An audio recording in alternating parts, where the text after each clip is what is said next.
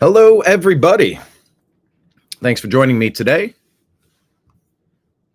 Broadcasting to you live from the Orion spiral arm of the Milky Way galaxy, the solar system, planet Earth, North America, the United States of America. No longer Los Angeles, California. My name's Brian Engelman. It's Wednesday, January 29, 2025. This is the TNAM AM Show. Not to be confused with my NAM mug, NAMM.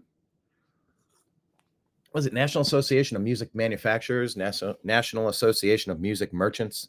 Something like that. But we're the new American media because the old American media failed. TNAM, the new American media, because the news always matters. Thanks for joining me today. And we are going to go into the world events. We're going to show you some of the things on our Instagram feed and on our X feed. If you're not following us, find the New American Media in all the places, please. We put different things out each day. All right, let's go to this. This is going to be a scatter shot of the interesting things that we found yesterday and today and in current time. Of course, RFK, we had a shrieking person try to disrupt the meeting. We'll get to that. Shakes fist at sky. Yeah, a whole lot of that. But that stuff's really played out, though. I think we're exhausted on the baby activity. I think America's exhausted on the temper tantrums and looking at how spending has been frozen for foreign countries. I think the two war zones excluded in Gaza and Ukraine. That's a good idea. Reassess every single penny and reassess where our money's going. All these non-governmental organizations, what are we doing? You know, I get that they found a way to launder money, to loot and plunder, to work with non-governmental organizations, to kind of turn them into pseudo-governmental arms. But it's not supposed to be that way. And I think it's time that we take charge of that spending. It's endemic. It's been so baked into the cake that it's difficult to really even sift things apart. It's difficult to look. This is the equivalent of you call the IT director in and they go, all right, well, let's take a look. And you go to the computer room and you open up the door and it is a rat's nest. I'm literally visualizing a place I used to work. It was not my job to do tech, but look, it's all hands on deck. I'm employed by the company. If there's something I can do to try to assist, maybe I could, sometimes unplugging and plugging it back in is all you need to do. But there are so many wires twisted, looped. Some of them are frayed. Some of them are cut in the middle, chewed by rats. We don't even know what's plugged into what. And I think that's one of the biggest problems in this country. That's right, Keith. The Dems are up in arms because their money laundering operation is over. And that's why the deep state backs them, because they've gotten into bed together. Not to be too gross, but I think they're still inserted inside of each other. However, you want to imagine the Democrats and the deep state being penetrated or penetrating. Did not need that visual this early in the morning. But yeah, 36 trillion on a credit card debt. Look, I think a law needs to be passed that if Congress can't balance their budget and pay off their debt, that they don't get paid and they lose their pensions. That's the only way forward here. I don't see another path. And yeah, let's get into it. Let's just start tearing through the stuff that I had queued up on the Instagram page for the New American Media. If you're not following us, follow us at the New American Media. And then we're going to jump over to X and we will cover all of those events as well. This one is interesting. We got Bobby Kennedy, Make America Healthy Again. And it's just, think of our priorities, what we allow and what we don't. And let's just compare some of the things. This is what's happening here on psychedelics.com. Critical to live in a society that glorifies alcohol on the one hand, and that demonizes psychedelics on the other. This is nuts. Why do you think that is? Think about that. Yeah, this comment here, mushrooms help me get sober from alcohol. I owe them so much, help me open my mind so much, and it helped me heal. Yeah, they're saying here in the comments, a strong argument psychedelics were criminalized in part because of their potential to disrupt entrenched social norms in hierarchical structure. That's such a weird word. Hierarchical structures. LSD and mescaline often provide users with profound personal insights and a sense of interconnectedness, which can undermine the conformist mentality and obedience typically required to sustain hierarchical power. In challenging these conventional beliefs, these experiences could indeed dissolve herd mentality, encouraging individuals to question and reject exploitative systems. From this perspective, psychedelics act as tools for deconditioning and freeing individuals from the kind of horrible, WHORE-able, conformity that can be easily manipulated by economic and political interests. When people are less attached to materialism and social hierarchies, they're less motivated by status or currency-driven pursuits, which can undermine systems that rely on these motivations to function. Or you could just say alcohol, bad. Sometimes psychedelics can be good. You know, maybe we don't have to overthink this, but this is a conversation when we're talking about making America healthy again. This is part of that spiraling out. I don't know if you're a fan of Maynard James Keenan and Perfect Circle, Pussifer, and of course his main band Tool. They have a song Spiral Out, Keep Going. It's about the Fibonacci sequence and kind of everything in the universe being interconnected and the golden ratio, and everything spirals out. And the further you go, the better you are able to see the forest for the trees. You know, sometimes you're so wrapped up in something, you're so close, you spiral out and you can see it from a distance and you can gain some clarity. And a lot of people, especially veterans suffering from post-traumatic stress disorder, like this other commenter said about suffering from chemical dependency issues, psychedelics can have massive impacts. And I think part of Bobby Kennedy getting involved with the Department of Health is going to be having these conversations and asking, why not? Why not? Let's all ask the questions, why not, about everything. Though. Well, I think it's pretty clear. Yeah. This is Graham Hancock, I believe. I don't see him referenced to. I think that's Graham Hancock. Psychedelics lead people to. Yes, there you go. Graham Hancock from Mile Higher podcast. To ask questions about the prevailing reality. It's as simple as that. And I think those in power knew that long ago. And they knew that psychedelics represented a danger to the established order of things, not to the individuals taking the psychedelics, but to the established order of things, that people couldn't be so easily brainwashed, that they'd start to think for themselves, make decisions for themselves, would start to question government behavior and the behavior of big corporations and the behavior of the big religions too. Yeah, all of these would be questioned from people who'd had deep experiences with psychedelics. So the decision was made, let's wage a propaganda war against psychedelics. Let's make people believe that these are really deadly, harmful things when in fact they're not, you know. Yeah. It's hypocritical to live in a society that glorifies alcohol on the one hand and that demonizes psychedelics on the other. This is nuts. Why do you think that is, though? Well, I think it's pretty clear that psychedelics lead people to ask questions about the prevailing reality. It's as simple as that. And I think those in power knew that long. All right. My only problem with going through the Instagram feed is that it repeats. And sometimes I multitask while a clip is playing. I'm listening to it and I'm adjusting settings and queuing up the next thing, and then it repeats. But yeah, we need to question everything about our health and the lack thereof. We need to question everything about reality. Who are we? How did we get here? What happens when we're gone from here? That's where if I had a I need a meme library and I could do the mind blown.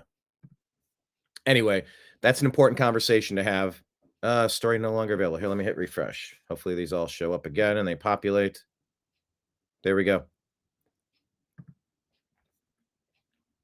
All right. Would you agree or disagree with this point? It is unfathomably evil. This is from Declaration of Memes.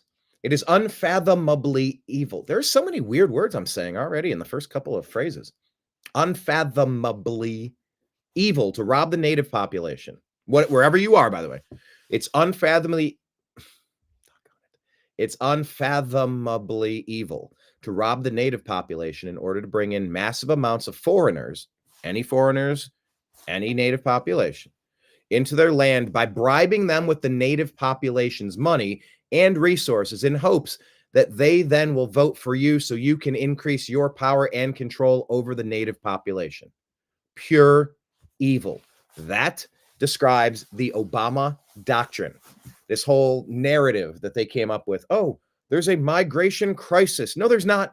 No, there's not. There's a plan from Soros, Obama, and their ilk. And it's happened in Europe. It's happened in America. It's happened in Canada. And it feels like for the first time, that we have an adult in charge in a long time. What do you mean Donald Trump's an adult? All he smears people. He calls people names. He acts like a child. He's a stand-up comedian, and he's a New Yorker, and he's a New York casino owner, and he's a construction site manager. Yeah, he talks like the common man. He talks shit, and sometimes it's effective, like in the case of Colombia not taking their dirtbags back. And in some cases, yeah, it's a little cringy. Yeah, it's a little childish. He's a stand-up comedian. Deal with it. He's also effective. And in this term, my God, are we getting... It's only been a week, and there's been so much positive action that's been taken. Going to North Carolina and saying, why have you been forsaken by these Democrats and Joe Biden and his puppet masters? How dare they get everybody into North Carolina? There's a lot of they said, sir, you're stumbling over your words. I said, I'm weaving a wide weave. They said, there's roads and bridges. I said, fix them. So they took him to California. That at the same day, he went from coast to coast, roughly coast to coast. And he goes to California. He's like, Gavin Newsom, let my water go. And now they're bringing the water down. They've called an emergency, whatever you call it, whatever the proclamation is. But now the federal government's getting involved to turn the spigot on. They're calling it the Trump pump, to get that water where the deltas smelt, and they're getting all that water and dumping it into the Pacific. No. Run it down into those dry farmlands. Run it down. And I want to see some massive infrastructure in the city of Los Angeles. I want redundant water supply systems. So if there's the water pipes burst or break or something at one house, it's not going to affect the others. Maybe some sort of, if it's damaged, maybe it can identify it and drop something that will close that valve off and allow the water pressure to go elsewhere. Come on, guys, just engineer it. I don't know exactly what it looks like, but put the smartest eggheads in the room and get to work. I want to dig massive cisterns. So California will never be out of water. We're in a drought. The movie Chinatown with Jack Nicholson from 50 years ago. Figure it out.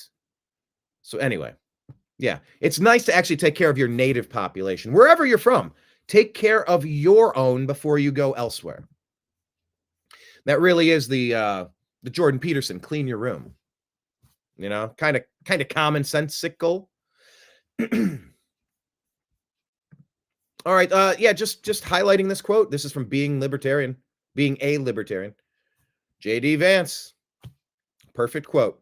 Just because this country was founded by immigrants and settlers, it doesn't mean that 240 years later we have to have the dumbest immigration policy in the world. Agreed. Best and brightest, full criminal and health background checks. That's the minimum. Best and brightest. We don't need a single rapist or murderer in this country. We got our own problems to deal with. We don't need any other problems. Okay? Okay.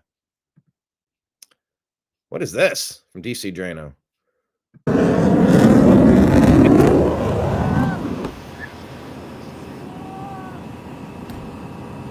Saying, thankfully, the pilot ejected and is safe. This happened at Eelson Air Force Base, and the story is still developing.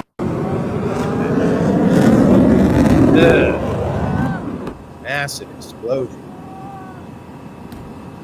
All right, I'm reporting it. I don't know what the update is, but keep it on your radar. Alaska's and, right up there with Russia, right up there talking about Greenland and that whole northern area. The map is fascinating. If you sit and look at the globe, you look at a map and you just kind of, all right, we have Alaska. Alaska's there. Canada's attached. Now go on the other side. It's Greenland. Now, why do we want Greenland? And what's with the trade routes and Antarctica? There's a lot going on. But yeah, if we have military planes going down, we need to double check and see, is this something from Russia, because it's the United States, Victoria Nuland, Barack Hussein Obama, Joe Biden. They've been pushing that proxy war in Ukraine against Russia for a long time, since 2014. NATO's been pushing it for a long time. You can call evil empire. You can all say all sorts of things, but it was the U.S. meddling that started this conflict. And when you're Joe Biden on his way out the door, he's authorizing U.S. missiles to be launched inside of Russia, and you're going, oh God, don't start nuclear World War III. This is so stupid. Stop, figure it out, negotiate, go back to the negotiating table. Well, now we have somebody in charge who, I'll have it fixed day one. Maybe not day one, but all right, week one, let's work on it. Month one. So anyway, the point being, I'm just kind of giving you all of that to say, when you see a jet crash like that, I just want to double check what's going on. Was this an accident or malevolence? Was this an attack? Remember the new year started with seemingly coordinated attacks. Then New Orleans with the truck driving through. The guy driving the truck, it was an Islamist, right? Driving through in New Orleans. It wasn't a truck attack. It was a human Islamist attack, I believe, is what we figured out there with his ISIS flag. Then we had an explosion of a Tesla truck outside of a Trump property in Vegas. How many more attacks? How many sleeper cells are embedded in this country? What if the power goes off today, and you lose communications and a internal attack occurs, a coordinated attack? Pick a random date, throw a dart and go, on this day at this time, it's on. Then it's just going to be like the purge, and you're going to have to defend your communities. These are the things you have to be aware of. And this is why you don't just let anybody into your country.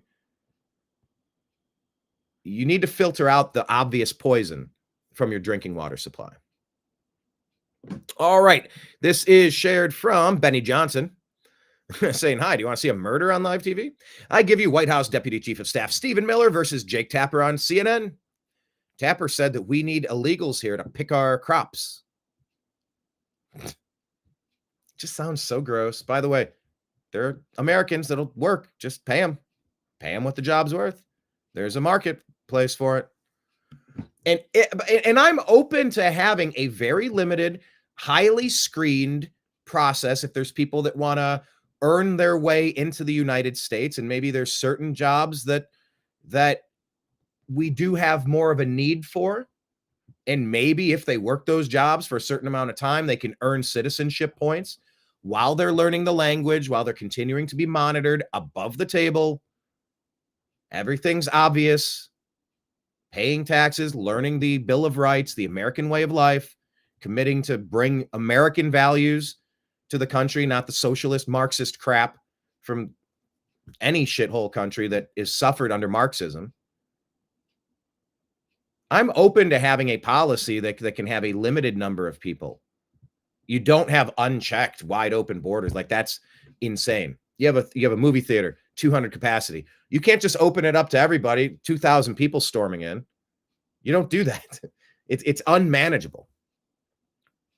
But now it feels like things are being managed, but we have actual communications teams in the White House that are sort of making sense on some of these issues. It's felt like we were in a clown show for the past couple of years. Question about, because one of the reasons that President Trump got elected, according to President Trump in an interview, I think it was with Kristen Welker of NBC, was because of grocery prices. Not the only reason, but a reason: high prices, inflation, especially at the grocery. The Department of Agriculture says that between 2020 and 2022, 42% of crop workers were undocumented immigrants. And in many cases, as you know, these migrants do jobs many Americans do not want to do. So how does President Trump make sure that the effort to deport people who are not in this country legally doesn't end up hurting Americans who want safe borders, absolutely, but also don't want to see even more higher prices in groceries?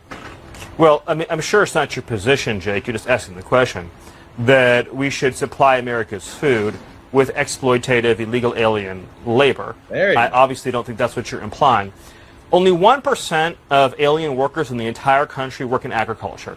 The top destination for illegal aliens are large cities like New York, like Los Angeles, and small industrial towns, of course, all across the heartland, as we've seen with the Biden flights. None of those illegal aliens are doing farm work. Those 30,000 illegal aliens that Joe Biden dumped into Springfield. I'm talking about the ones that are. But I'm explaining this. It's important to understand. No, you're kind of changing the Those subject. important to I mean, listen I'm talking about the ones. I will give me 30 minutes. I'll go as deep as you want on this. We don't have 30 minutes. Audience. I don't have a 30. I'm talking about the ones that work in the agriculture industry. I'm You explaining can come back to you and and we your can talk audience. about the ones in the cities. I swear. I'll do the whole answer. The illegal aliens that Joe Biden brought into our country are not full stop doing farm work. They are not. The illegal aliens he brought in from Venezuela, from Haiti, from Nicaragua, they are not doing farm work. They are in our cities collecting welfare. As for the farmers, there is a guest worker program that President Trump supports. Okay, so the guest worker program is something President Trump supports. I believe he's spoken on this at great lengths. He knows the food and beverage industry, running all these hotels, the bars, the casinos, the restaurants. He understands hospitality maybe better than anybody else that's held that position. Or at least, I mean, give me somebody else that's worked as a server, a bartender, a cook. I don't know. But he said, he's like, we have programs and people come in for seasonal business. They work for 3-4 months out of the year. It's all above board. It's all to show your ID, background check. You come in, you work, you go home. It's very organized. If there's a highly organized plan with oversight, there you go. That's what we're asking for. And he's right here, Deputy Chief of Staff Stephen Miller is saying President Trump does support that, but that's not what's happening. It is disgusting that American funds are going to non-Americans. Focus here, pay off that damn debt. Focus on this country, rebuild the infrastructure. Help these places like North Carolina, Los Angeles, Maui, East Palestine. Help them recover. Work on us. But the deep state Democrats are trying to, one, replace the people in their blue cities and blue states that fled because they were totalitarian during these COVID lockdowns. People left and go, I'm not coming back. I'm one of them. I fled Los Angeles. I sort of hate that I fled. I sort of sometimes wish I was still there. And also,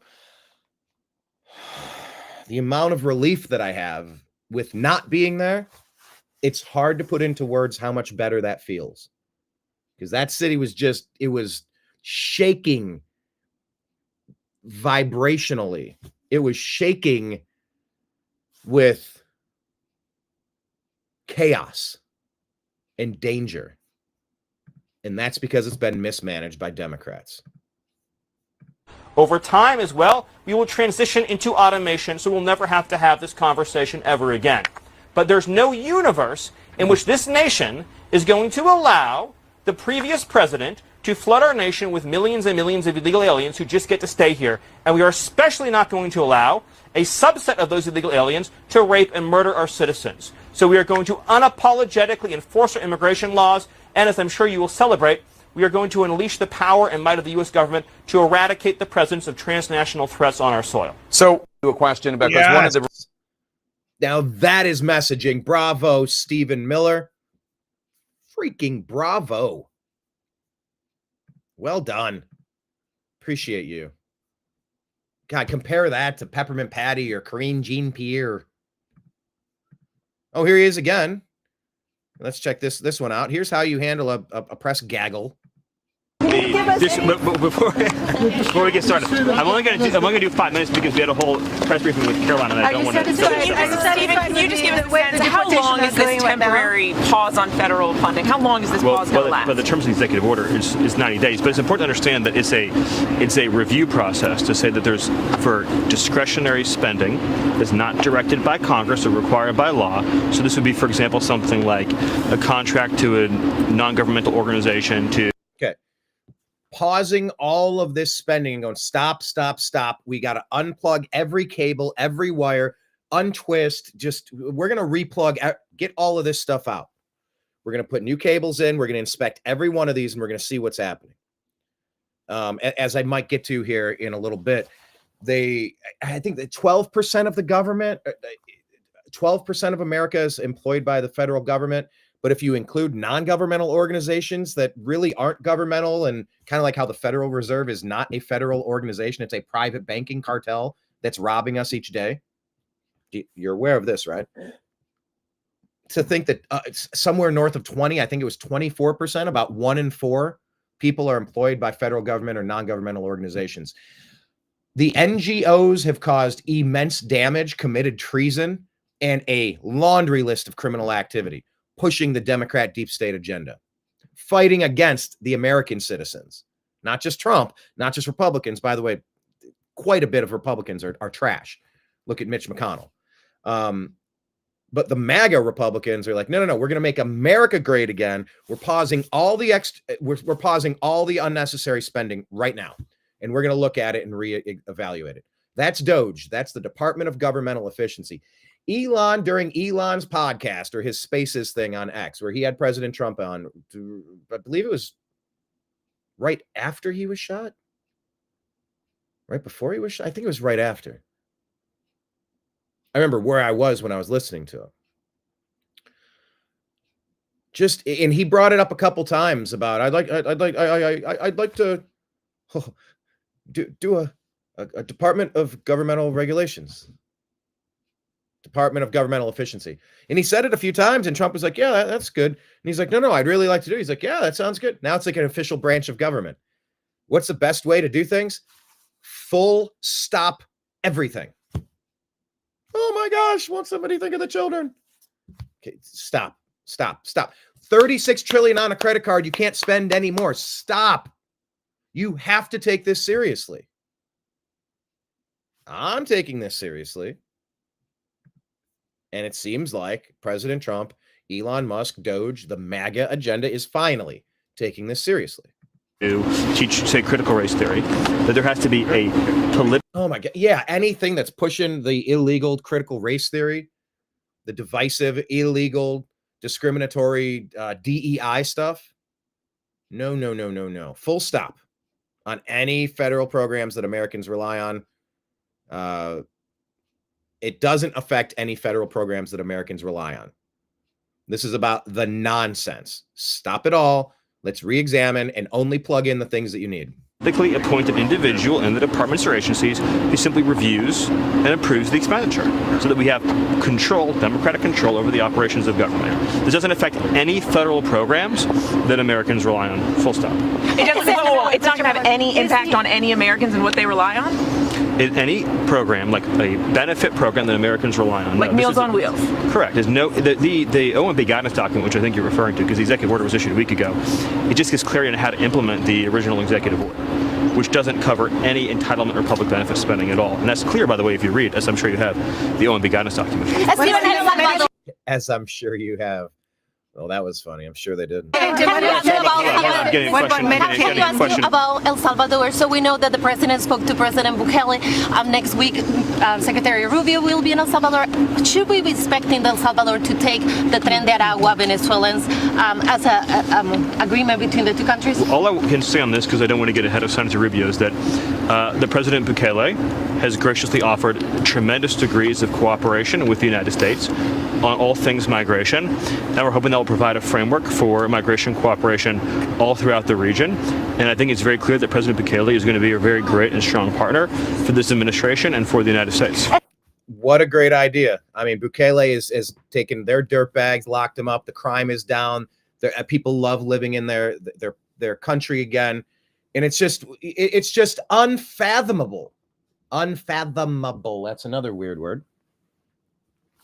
It's how could anyone be against protecting their people? Why would you allow dirtbags to run around messing everything up for the good people? Protect the good people of your communities. Round up, throw in jail the ones that are constantly causing problems for others. They're easy to identify. How that means getting Venezuela into El Salvador? Because I mean, right now we don't have relationships with Venezuela. Well, it is our full expectation that Maduro will accept all flights of TDA gang members back to Venezuela. Yes. Is the Trump immigration method applicable to Europe? Europe has a huge immigration problem. Is that the Obama doctrine has tried to ruin Europe like they tried to ruin America? You can take that into weird territory, but all it means is to flood the country with non-residents of that country. That's what it means. From any country. You do not try to replace the people of that country with people of a different country. You do not try to water down the demographics, water down the history, the traditions, the values that the nation has. People need to assimilate. You don't want no-go zones. You don't want enclaves. You don't want just little mini versions of different countries operating in the United States. You want American citizens that have assimilated, learned the language, taken the test to learn the history, and vowed to uphold the ideals of freedom of speech, freedom of the Second Amendment, the right to defend yourself. God, I mean, look at Daniel Penny and Kyle Rittenhouse. They had to go on trial. All they did was defend themselves.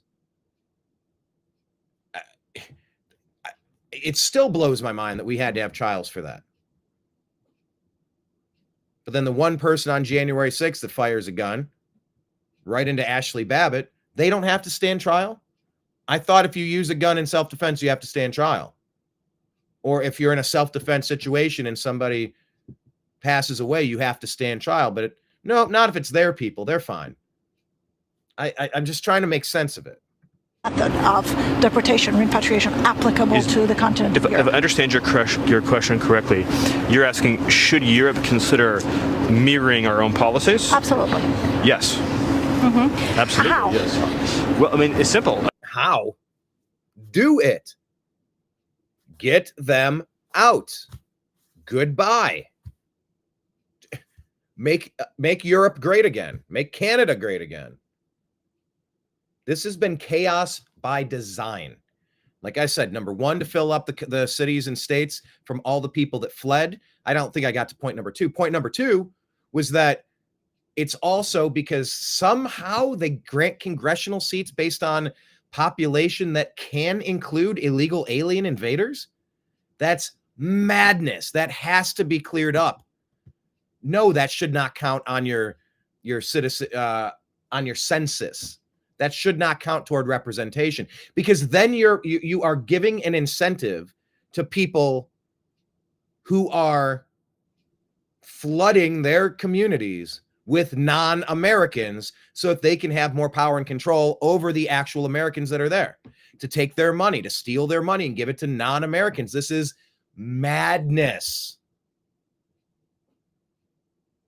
I just can't believe it's taken someone like President Trump to do this. And it's taken 4 years of hell. In hindsight, in retrospect, the best thing that could have happened for Trump, for America, for the mandate of getting work done, the adults back in the room, finally having actual leadership, we needed Barack Hussein Obama. I've often thought if I could maybe have a third term in the basement in my pajamas, maybe with an earpiece.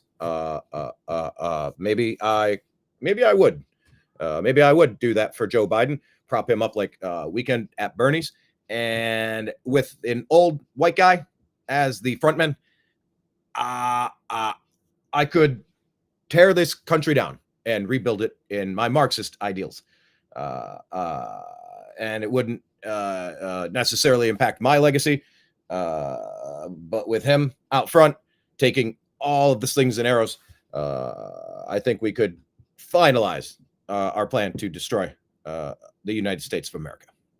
That's what I think's happening. That's what seems obvious that's happening. I call it the Obama doctrine. Yeah, do that in Europe. Get rid of the non-Europeans. If you want to be European, you go through the front door. You go through the process. You learn the customs. You learn the language. You do the criminal background check. You don't accept any dirtbags. Best and brightest. Super straightforward. I mean, you have to establish a policy that says that anyone who crosses the border is going to be immediately repatriated, that anyone in the country illegally is subject to removal, of course prioritizing public safety and national security, as well as we've done, is a general matter, suspending refugee resettlement, which of course poses enormous burdens on local communities and populations. This comment here, in the last 4 years, I can't remember a single press conference where this many important questions were asked and answered. Remember Peppermint Patty? Jen Psaki, I'll circle back on that. You never circle back. That's just something you say to get someone off your front yard. You know, get off my porch. Yeah, I'll circle back on that. No, you don't. How engaged on the tariff administration is with countries from South America, as Brazil, for example, in this deportation flights? Oh, deeply engaged. So, look, it's the president's expectation that countries all across the world participate fully in the enforcement of Okay, well, anyway, that's the end of that press conference. Stephen Miller appears to be the real deal. I'm happy about it. Here's Governor Gretchen Whitmer lying to people. I'm not surprised in any way. Whoop, let me full screen this. Michigan actually has the biggest border crossing in the country. It is with Canada. False. By the way, I've taken the Ambassador Bridge into Canada many times. I used to live in Northwest Ohio, and we'd go through Detroit into Windsor, Canada. Canada, as I call it. But Gretchen Whitmer's lying. It's not right there in Michigan, but, you know. The most trafficked border crossing in the United States is the San Ysidro land crossing in San Diego. This is the Take Naps account. 86% of all border crossings happen on the southern border. It gets 7 times as many of the daily crossings as the Ambassador Bridge in Detroit. 7 times as much. 5 out of the 10 top border crossings in America are in Texas. It's not even close. As we think about the conversation, whether it is around immigration and our borders, or it is about tariffs, for instance, we have to not lose sight of the fact of what it's going to mean for the American citizen, too. Yeah, it's going to get a lot better, safer, cheaper. Did I also mention better and also safer? Not only for the people that move across these borders, but the rest of us as well. Yes. When it costs, talk about increased costs on your blueberries. The United States is the world's leading producer of blueberries. They're grown in 10 different states. North America accounts for 90% of all blueberries produced in the entire world. The United States started growing and cultivating blueberries in the early 1900s. So if the argument is going to be the blueberries are going to be more expensive because the illegal immigrants won't be picking them, I got a newsflash for you, Gretch. Who picked the blueberries before the illegal immigrants? American citizens did. So that's a good point. And it's Gretchen Whitmer lying. She's trying to take control of the party. She sucks. You know, she had that fake kidnapping plot. Just awful.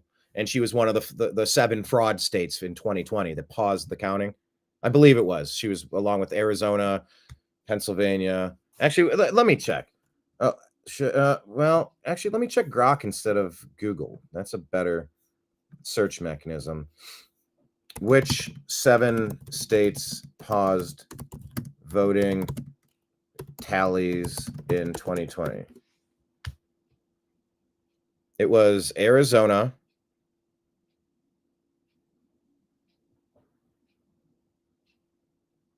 saying there were not 7 states that paused voting tallies. However, some states where voting counting was temporarily that's saying the same thing, or delayed due to various reasons. Yeah, fraud. Georgia, Michigan, Pennsylvania, Wisconsin, North Carolina, Nevada, Arizona. Oh, stop. The notion of 7 states pausing vote counts appears to be an exaggeration or misinterpretation of the delays and procedural pauses in these states. Get out of here. Every other votes up, Trump up by hundreds of thousands. You're watching it live. I was doing a live stream, like, all right, ready to celebrate. Almost ready. Any moment now, they're going to call it for President Trump. And then all these we're not getting many updates now. Now it's been paused. They're saying the delays were mainly due to the high volume of mail-in ballots, legal restrictions on when counties could start processing these ballots, and minor logistical issues like a pipe burst in Georgia. Wow. This feels like I got this information from Google, not Grok. Each state's process was unique, and none completely stopped counting votes in the manner suggested by some claims. I watched it live. We all watched it live. Thanks for nothing, Grok. All right. Anyway, let's go here. Sean Fucht, if I'm saying that right. Never underestimate the profound spiritual significance of this moment for America. This is from the Hold the Line post. Donald Trump. Today, it was my great honor to sign an executive order banning the chemical castration and medical mutilation of innocent children in the United States of America. Our nation will no longer fund, sponsor, promote, assist, or support so-called gender-affirming care, so-called, which has already ruined far too many precious lives. Remember, every one of these people had to the best, in almost every case, these people had fully functional reproductive organs. And you start going in and chopping parts off, ensuring that these people can never orgasm ever in their life. And these are children who will never know the joy. I mean, it's one of the best things. You eat a great meal. Oh, what a great feeling. You go to a chiropractic adjustment. You're like, oh, that was wonderful. You have an orgasm. You're like, oh, it's such a good deep breath. It's one of the best things humanity has to offer. And it's one of the drives that keeps us procreating. If it didn't feel good, why would we do it? That's what's happening with these child mutilations. If you turn 18 and as an adult, you make a decision to do something that drastic for you, I encourage you to consider not doing that. I encourage you to research the laundry list of potential pitfalls.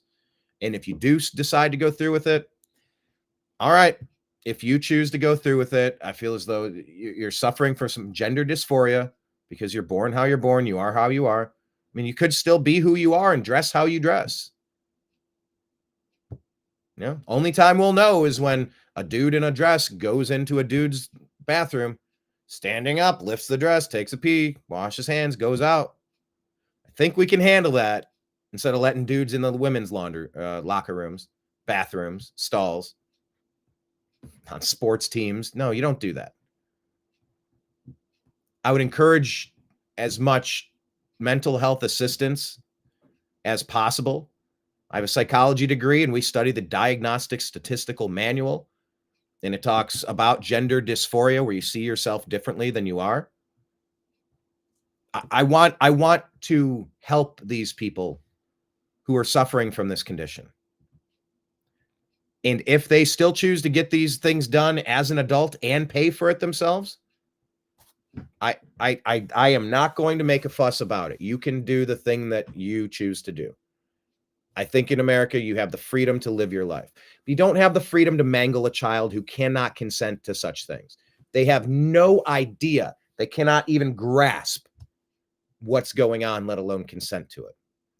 So Donald Trump our nation will no longer fund, sponsor, support, promote, or assist so-called gender-affirming care, which has already ruined far too many precious lives. My order directs agencies to use every available means to cut off federal financial participation in institutions which seek to provide these barbaric medical procedures that should have never been allowed to take place. Protect the children.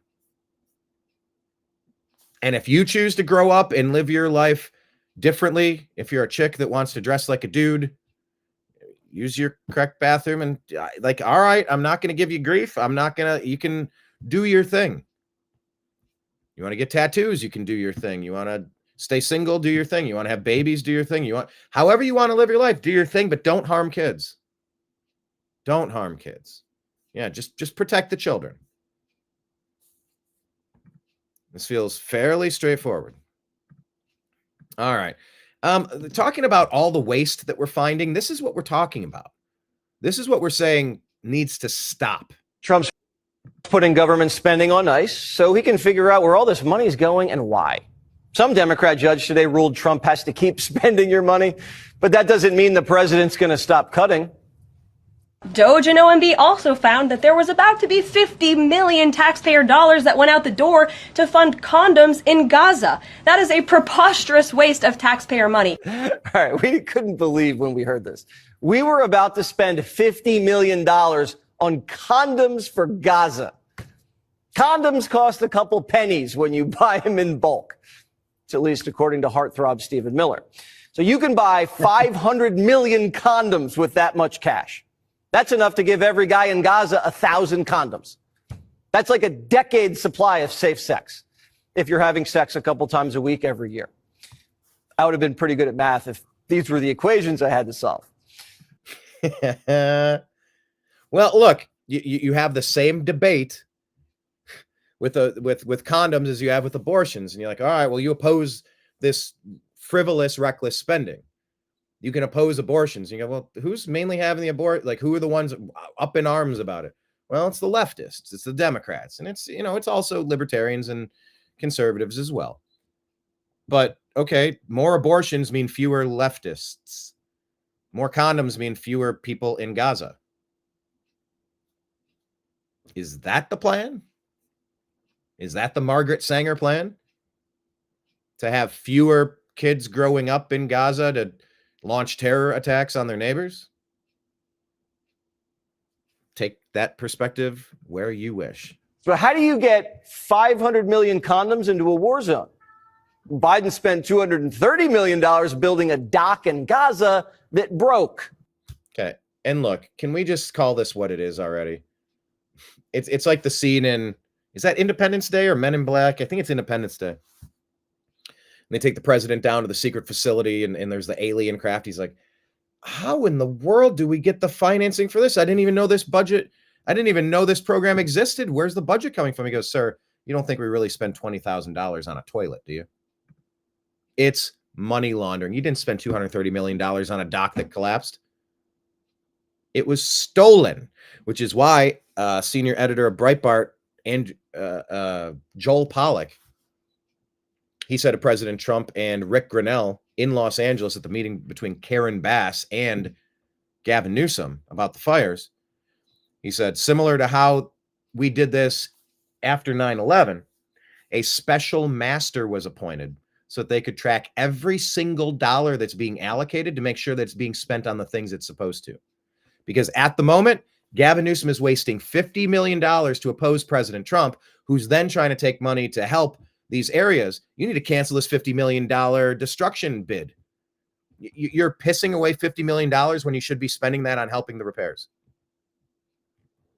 $230 million for a dock. There's no $230 million for a dock. They're stealing. They're pirating. That's what the dirty, deep state, divisive, destructive Democrats do. They steal. Are we airdropping condoms? Is there a guy from the Red Cross stepping over rubble, handing out rubbers? And is safe sex really the top priority of Palestinians right now? They're dodging missiles and rummaging for food, water, and shelter. They're at war, not spring break. Do you think Hamas wears condoms? No. They make condom bombs. Hamas inflates the condoms, straps on an explosive, and floats them into Israel. It's a dual-use technology. Looks like a Hamas birthday party. So we pay for the Hamas condom bombs and Israel's Iron Dome. We're funding both sides of the war. And Democrats get mad when Trump says, let's freeze things and take a second look. Trump's putting government spending on ice so he can figure out where all this money is going and why. Some Democrat judge today ruled Trump has to keep spending your money, but that doesn't mean the president's going to stop cutting. Doge and OMB also found that there was about to be 50 million tax. All right. Anyway, we saw that again. Once again, this is the Instagram effect. I'm like wrapped up in the story. Then it continues. I'm like, wait a minute. This is the same thing we just saw. But yeah, Department of Governmental Efficiency. Let's go. Let's go ham. We've been spending recklessly for a long time, and it's money laundering. Give to this group, they give to that group, they money launder it, they wash it, then they put this campaign into play, and they put that person in place, then they own them, and they run through terrible policies because they're bought and sold. It's insane. Time to stop it.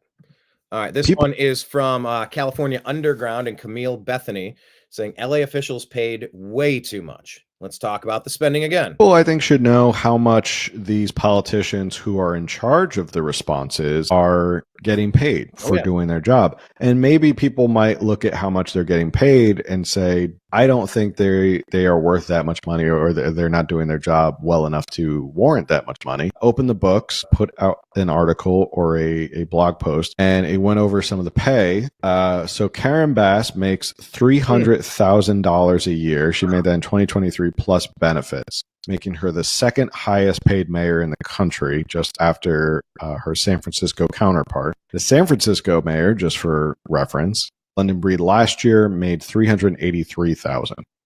Kristen Crowley, the LA Fire Department chief, her pay was $439,772, $412,000 in base pay and $27,000 in other pay.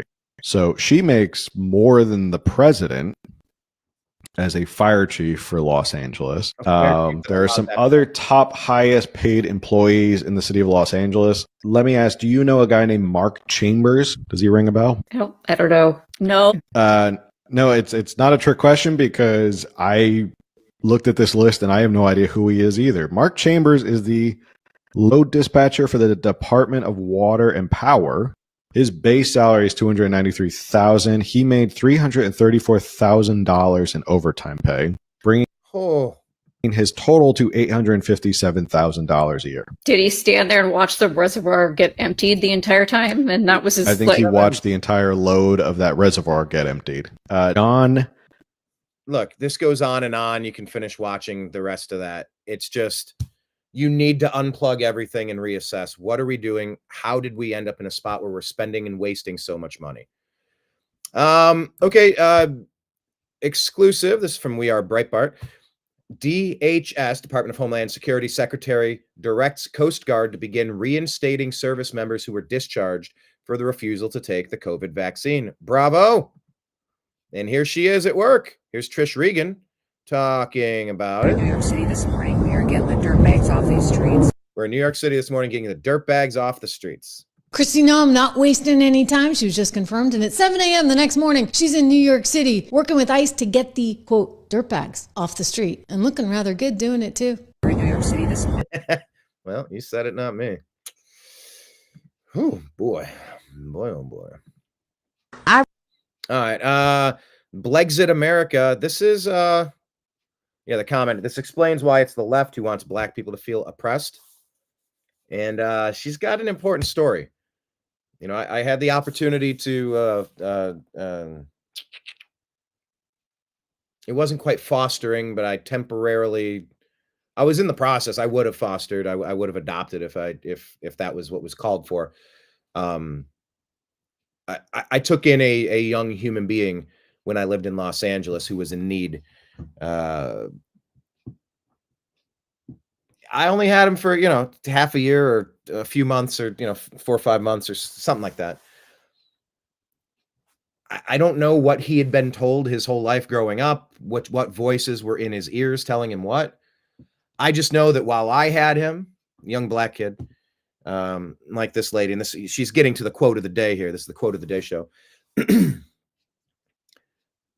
I just tried to tell him, look, man, there's nothing in the world that's holding you back. The only thing that can hold you back is you. And if you take accountability for yourself and you bust your ass and work hard and succeed, you're going to succeed. If you make excuses, if you whine, if you piss and moan and mope around and everything's wrong, everything's stacked against me, I go, dude, you're going to lose.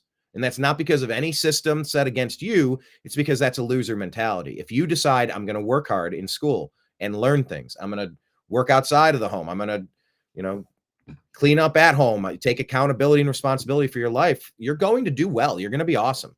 You're going to have a great life if you're in charge of it and you don't succumb to people who are giving you excuses and telling you why you're incapable of succeeding.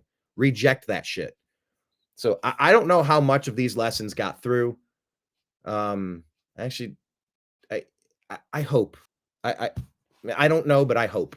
But she's telling a similar story here, and it's important. I really think that if I heard the messages that we give our young people today, especially the minorities, about it's so racist, it doesn't matter, stacked against you, every police officer wants to shoot you. It was only when I got in graduate school that I learned that I was black, I was poor, I was a woman, and I couldn't do any of those things I had already done. And I do believe that I couldn't do any of those things that I've already done. Yeah, once again, that is the Obama, not just about forced migration to change native countries' demographics.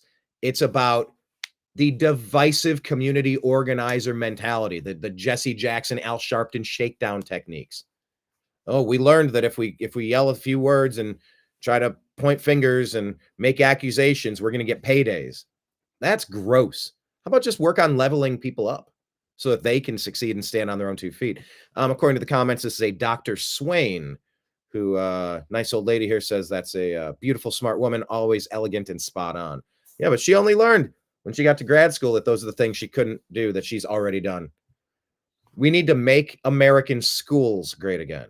Moscow. The schooling system needs to be completely unplugged and reconnected properly.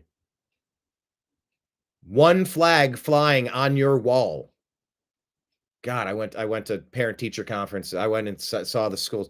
It's the Marxist fist, the communist fist, the raised fist, the rainbow flags, and this flag, and another flag, and African flags, and this flag, and that flag. And you're going, this is America. These are Americans. What are you doing? This is America. Put one flag up, one nation,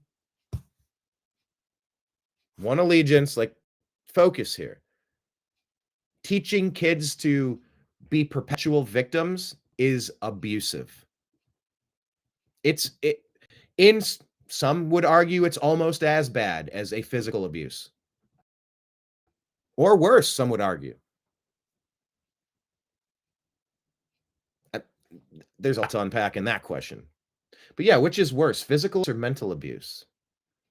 These poor kids are growing up hearing that they can't. The nation's this, the nation's that. You're always going to be under it. That was the BLM lie. Kamala Harris, Joe Biden, Barack Hussein Obama, the Democrats. That is Nike, the NFL. That's what everybody jammed down your throat during 2020. And they've been doing it a long time. But they really jumped the shark in 2020 with all this device. It's time to unite this country again.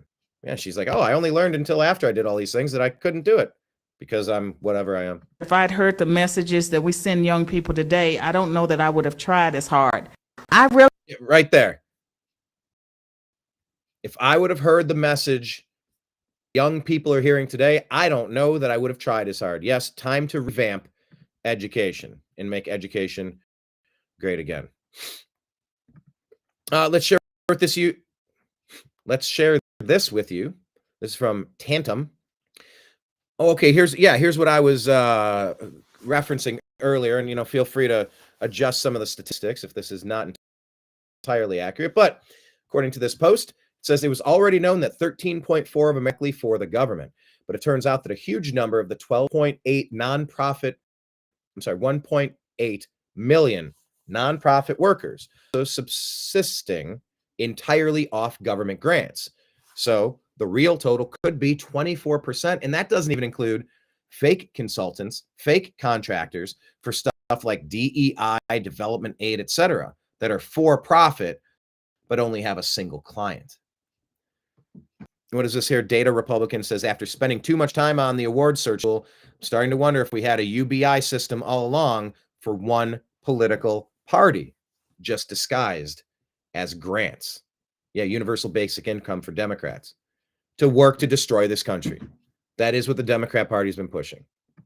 Make no mistake. Chip Roy, Representative Chip Roy Jagger is saying Chip Roy has introduced legislation to ban the Chinese Communist Party from buying American farmland. Our land should not be to sale for foreigners. This is America. This should be American are building in this country. You need to defend your country or you don't have a country. So what is this? Imagine if Trump rolled back enough regulations to make this truck legal to sell. It would be a massive political victory. I don't know. I don't know the story on this truck. A diesel Toyota Helix? Yeah, by the way, the White House says we are encouraging anybody in this country, whether you're a TikTok content creator, a blogger, or a podcaster, if you are producing legitimate news content, no matter the medium, you will be allowed to apply for press credentials to this White House. I put that at the top of my list. I'm going to hopefully do that. I don't know where to go to do that. Go to the White House? I'll have to look that up. But yeah, Aaron McIntyre says it's another important step. Dilute the authority of the establishment press by allowing new media and independent journalists into the briefing room. Break the monopoly. Yeah, this all these stories I'm sharing from a D-Infringe account, posting some thought-provoking stuff. Go follow them. Christopher Rufo says President Trump to federal employees, type the word resign into the subject line of the email and hit send. What is this? Fork in the road. Below is the email that was sent to federal employees Jan 28, presenting a deferred resignation offer. If you did not respond to that email and wish to accept the deferred resignation offer, you may do so by following these steps. Send an email and type the word resign. And then hit send. Type resign into the subject line, hit send. There's way too much waste. Way too much going on. All right, let me go ahead and share with you what is happening on our X feed. So that's Instagram. Follow us, The New American Media, on X at American_media_. All right. There we go. There. Oh, let's go. Blink. That's good centering. Yeah, join the mostly civil conversation. From sports to spirituality, comedy to Congress, and freedom to firearms. We're seeking truth, challenging dogma, and having fun. Join the mostly civil conversation. All right. Here, let me play this for you. This is our documentary, Hurricane Helene, Help on the Way. Just play the intro to show you what the project is about. It's on Rumble. We are monetized on Rumble, so please watch it there. You know what? While I'm doing this, I'll just share it on X since we're here.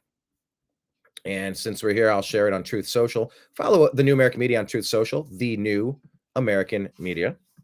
Am I sharing this page now? Nope. I got to click here, share this tab instead. I will recenter. Just check Blake Wally edited and filmed a lot of this, and it was seen in a couple shots, I think. But yeah, we went down to North Carolina, and this is Grizzly. He gave us a tour. He's a friend of a friend, and we got to talking. And so in Southern Virginia, we went from Southern Virginia into Tennessee and into North Carolina, and did a documentary about these forgotten people and this terrible moment in our nation's history. Here's the quick intro to the project. Hope you watch it. Hope you share it.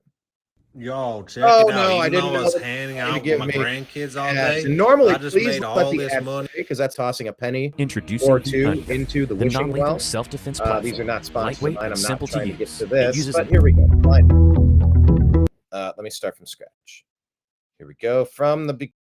Try it from the beginning. 0. There was no notifications going to your phone, like an Amber Alert, like evacuate. I get alerts from Denny's. There actually was a bunch of houses right here that are here now. You can see, look how big the river is, like the riverbed. Holy, look at this Dollar General, bro.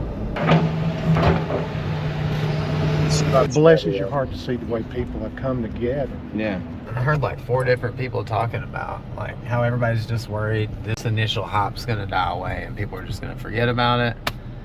And really none of these communities can afford to be forgotten. Thank God the president reprioritized. Your guide to the truth. TheNewAmericanMedia.com. And so, yeah, that upside down flag was to signify that America has been a nation in distress. And in some ways, until we're done digging out of the mess that created for us, maybe the flag should stay upside down. I've said on January 20th, I'm going to raise the real flag, and I have a few times on a few shows, but there's more work to be done. There's more work to be done. I'm fine with, I have both intros where we take down the upside down flag and re-raise the real flag, take down the real flag and put up the distress flag.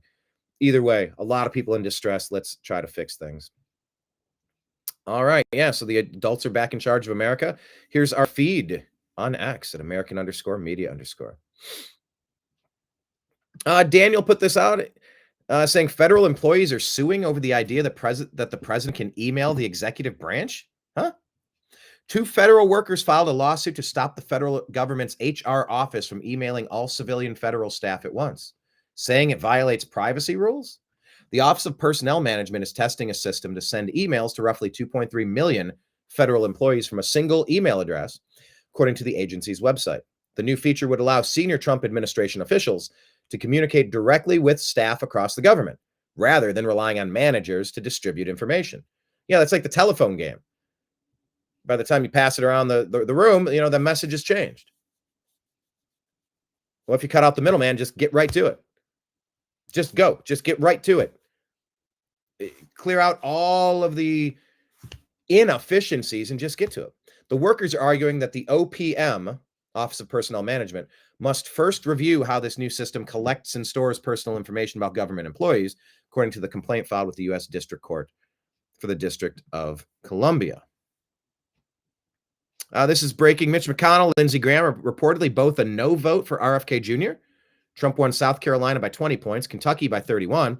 Both senators took an oath to represent their constituents, and they'll both break their oath again. What should be done about these two? Primary them, recall them immediately, replace them.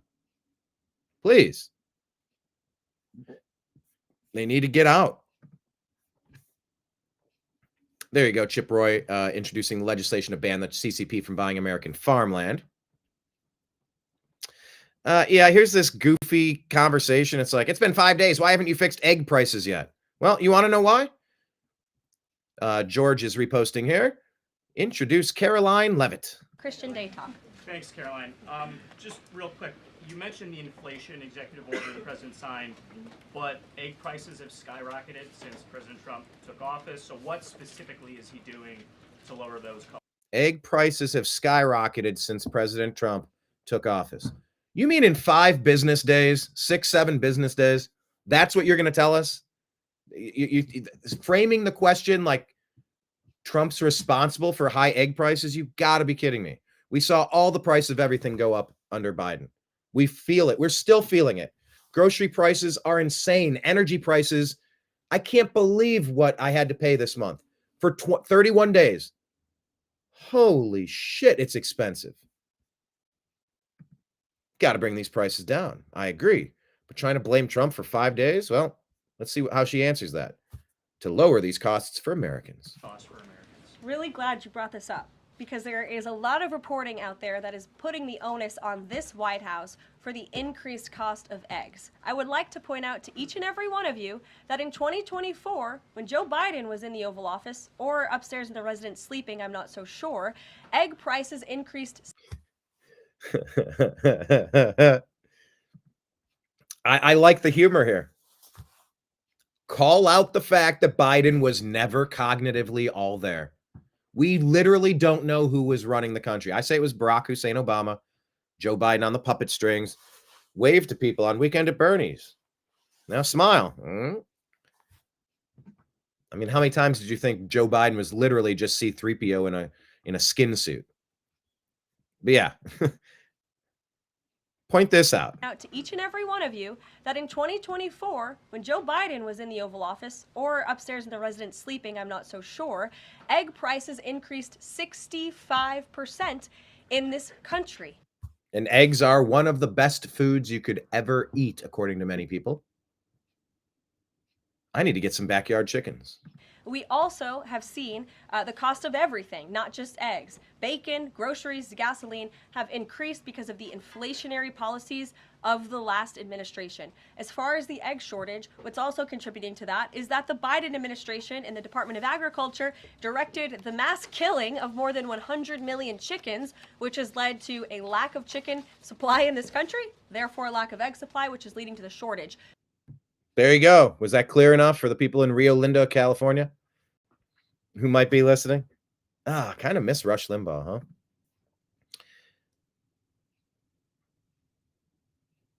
Yeah, this line of stuff is so lame. Whatever. Here, let's listen to Scott Jennings. Catherine Rampell tells her to lawyer up after she smears Elon Musk. The first time that Elon Musk decides to declare that globalist Jews are responsible for the great replacement of brown people into the United States. Maybe it was a misunderstanding. Hold on. Do you mean that he dared to speak about the planned chaos of dumping non-Americans into America? The chaos caused by the Democrat deep state globalists to dump non-Europeans into Europe? That this is their plan and they might potentially have nefarious purposes to this? Oh, you mean discussing that's something you're not allowed to do? I disagree. I think it needs to be discussed openly and honestly. Not like this in your condescending tone. Maybe it was a mistake. No, the mistake is allowing Obama and his ilk to do these type of things. Biden, Starmer, Ireland, Scotland. I mean, look around at the chaos. Canada. You know, the second time he said that Jews are pushing hatred against white people, that's a quote. Oh, that's a quote? Or was he talking about certain organizations that are doing that are hiding behind you can't argue with me. I'm from a group or a class or a religious organization from this political action committee. And no, I think, you can ask Scott Adams about that. AIPAC has gone after a lot of good people. Oh no, some fine people. Did Brian just say there's fine people? Yeah. There are some groups that go after people unnecessarily, unfairly, as documented and discussed by a lot of people. She's framing this really disingenuously, but that's her style. She is. Catherine Rampell, is that her name? Washington Post columnist. All right. Seems to fit the vibe. Was a little iffy. By the second Sieg Heil, I think he kind of loses the benefit of the doubt to. Oh, you mean when he pounded his chest and he was, from my heart to you, I'm happy about this thing. From my heart to you. Huh? Did he say the word Sieg Heil? I didn't hear that. I heard from my heart to you, or something along those lines, as he pounded on his heart and he's like, I'm so wrapped up in this moment. He didn't say Sieg Heil, but she's trying to claim that he did. This is why Scott Jennings goes, oh, sweetheart, you just stepped. To be not accused of playing footsie with these Nazis. I'm not saying he's a Nazi. I'm saying the Nazis think he's a Nazi, which they very clearly did at this event. And there were Nazis at that event? Where? Where's a press release from I'm sorry, you think Nazis are a group of people that have political influence in America? Where? Who's their leader? what are you talking about? Who is, that's what they, I don't know what she's getting at. these words were not said in a vacuum. As you pointed out, the leaders of words were not said in a vacuum. He never said Sieg Heil. That's what you just said. He said he didn't. AFD have. He said my heart, something about my heart, and to you out there. Ooh, you better be careful, sweetheart. You are lying. Embraced, in many cases, the Nazi heritage. They have wanted. In what way? Can you elaborate on that? I don't know what you're talking about. Remember, Brett Baer was interviewing Kamala Harris. Harris. It's like a Woody Woodpecker. I didn't even know I was going to do that. Harris. She goes, come on, Brett. You know what I'm talking about. He's like, no, I do not know what you're talking about. Can you elaborate? Can you explain that? You know what I'm talking about, Brett.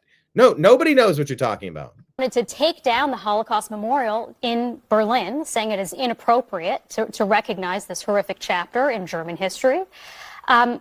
And I just think it's horrific. I don't understand why this guy keeps getting the benefit of the doubt, whether or not he believes this stuff personally. You didn't even mention the Nazi jokes he was making on Twitter. Absolutely. Yeah. You mean where are you referring to the one where Elon said, I did not see that coming. I did not see that coming. He went to the wall, he kissed the wall, wore the hat, did the thing. It's like you got to make a pilgrimage there for some reason. Went to the wall, wore the hat, kissed the wall. Oh, a Nazi. Yeah, I did not see that coming, where I was going to be called all these weird things by weird people. Okay, I did not see that coming. Yeah, that's a joke. That was a funny joke. It's referencing what you all keep talking about. I don't know where this Nazi organization is that you think exists in America in 2025. I don't see it. Who's their leader? What's it? Elon Musk is their leader. Oh my God. I literally can't. The Ukrainians have the Azov battalion that are literal Nazis that the US was funding under Barack Hussein Obama's puppet, Joe Biden, under Victoria Nuland's warfare, her bloodlust, her thirst to kill and maim hundreds of thousands of innocent people. That's where the Azov battalion and the Nazis are.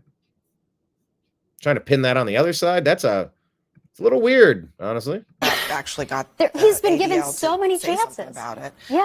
I was hearing a lot of sighing. Scott, what's the Yeah, deal? I mean, we've moved on from Trump derangement syndrome to Elon derangement syndrome. Oh, I'm sorry.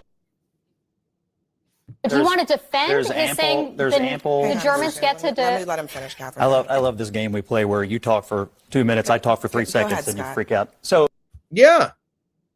Come on. Be an adult. Don't do that. That makes for horrific television viewing. Make a point, shut up. Pause to hear a response, then give another response. It makes for horrific viewing. So he has a long record of supporting the Jewish people, number one. Number two, anybody. She furrowed her brows, dropped her eyebrows. They're like, what do you mean Elon is okay with Jewish people? Okay. She's mistrusting that. Look at her body language, squinty eyes. Anybody who is asserting this thing he did on the stage the other day was a Sig Heil, which I just heard you say, lawyer up maybe, because absolute ridiculous thing to say. Under no the circumstances. Nazis in Germany thought it was a Sig Heil. Under no The Nazis in Germany thought it was a Sig circumstances Heil. was he doing anything other than expressing enthusiastically. Why don't you do it his on TV right now? His appreciation. Why don't to you the do it on crowd. TV right now if you think it's so Number three. so banal? Number she is insufferable. Then again, insufferable people are gonna insufferable. I don't know. That sounded better in my head. It's too hard to say. I think it is fully appropriate. And I, of course, have been the strongest supporter of the Jewish people on this network for over a year, since October the 7th. Is that true? To remember the Holocaust. Oh my God, she did it again. Shut up, lady. That's not true. Ugh. And to remember the atrocities committed against the Jewish people. And I also think it's appropriate to remember the atrocities committed against them right now. And it seems to me, let me just finish my point. No, it seems to me. I won't let you change the subject. It seems to Let's me. address what we're talking about. I'm trying to finish my point. As the Jew at this table, I'm trying to finish my. Oh my God. As the woman, as an Ohioan, as the Jew at this table. Come on. God, throwing these wild cards on the table. I gotcha. I get to claim special victimhood status here. I'm the know-it-all. I'm going to interrupt everything. I'm the only one that's allowed to make a point. This is how you lose your point, by acting like this. I would say the people who are most concerned about and most all over Elon Musk today have had nary a word for the Nazis on college campuses who've gone crazy for the last year and a half. That is bull. That is bull. Nothing. I am a Jew. There's her argument in general. I am a Jew. Okay, that's great for you. All right, rolling on. Insurrection Barbie here saying that we keep hearing that we could never cut $2 trillion from our budget, which is 40% more than it was in 2019. Wow. President Trump just put a freeze on $3 trillion worth of federal grants. Why? Because nobody has reviewed them in a year and a half, and we have no idea what they are even for. There you go. Let's go. Exactly. I bet there's plenty of not needed crap in that $3 trillion. Liz Churchill saying confirm RFK Jr. So let's listen to what RFK Jr. has to say. This is his day, right? He's getting confirmed now. I'll go to some breaking news in a minute after I share some of these that we've shared earlier on the X account. Make sure hit like, hit subscribe, however you're watching today's show. If you can hit share, Share it to maybe share it directly to some of your specific freedom-loving friends who care about news, breaking news, global events, geopolitics, and humor. I try to have fun with this. We're trying to grow, and it's up to you to help us do that if you like what we're doing. All right, here's Bobby Kennedy Jr. He brings a lot to the table. I am so happy he's a part of the Trump team. I don't look into Anthony Fauci's head. I don't look into Bill Gates' head. I don't say he did this because he was greedy or because he was manipulative. I just lay out what they did, and the story speaks for itself. And, you know, it's a story of really of people involved in really terrible, terrible, immoral, homicidal, criminal behavior. And using a position in government that he had for 50 years without any election to clamp down these totalitarian controls that were not science-based and that everybody now admits there was no science. In fact, yesterday, the chief attorney for FDA admitted that there was no reason. He admitted because he lost the case in court against a doctor, but there was no reason to discourage people from taking ivermectin. Ivermectin was a very, very devastating cure for COVID. It literally obliterated COVID. And, you know, by depriving people of ivermectin, many people, millions of people around the globe died. And they didn't need to. There were cures for COVID from day one, and very effective cures. Right. But they didn't want that. They wanted the vaccine only.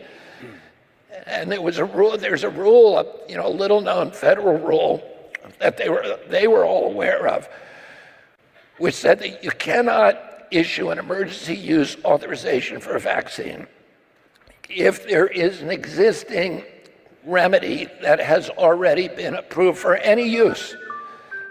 So if they admitted that hydroxychloroquine or famotidine or ivermectin or any of the 25 existing therapeutic drugs that were very effective against COVID, if they admitted that any of them were effective, the whole vaccine project would have fallen apart. They couldn't have done it. And so they decided that they were going to pretend that there was no cure except for the vaccine. And they gave people a product that was not properly tested, and then now you have a whole generation of kids that has now, you know, got myocarditis, these terrible heart problems in young athletic boys. You're seeing so many kids now drop dead on playing fields, right. And that we never saw anything like this before. On average, it was, I think, 29 a month globally, athletes who died on the field. And we were getting down to hundreds a month now. Right. And it's, you know, and there still has to be a reckoning. The mainstream media hasn't caught up with the science. But the science is out there now, and it's devastating.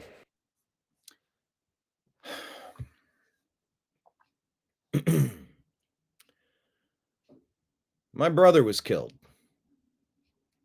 because of exactly what RFK Jr. is talking about. My only sibling.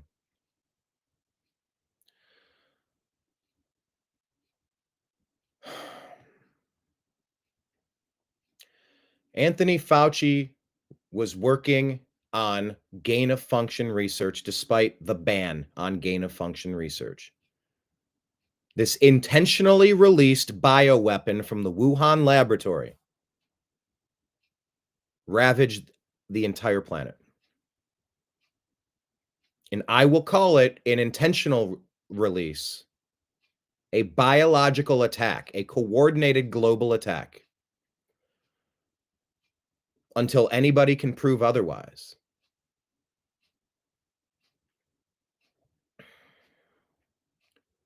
To hear that it happened naturally with a pangolin kissing a bat at a supermarket. No. You know what? Now I think it was this was a lab leak in Wuhan.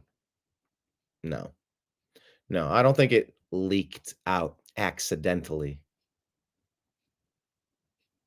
My lack of evidence doesn't make me wrong. I'm going to assume this was intentional unless somebody can prove that this was, in fact, accidental.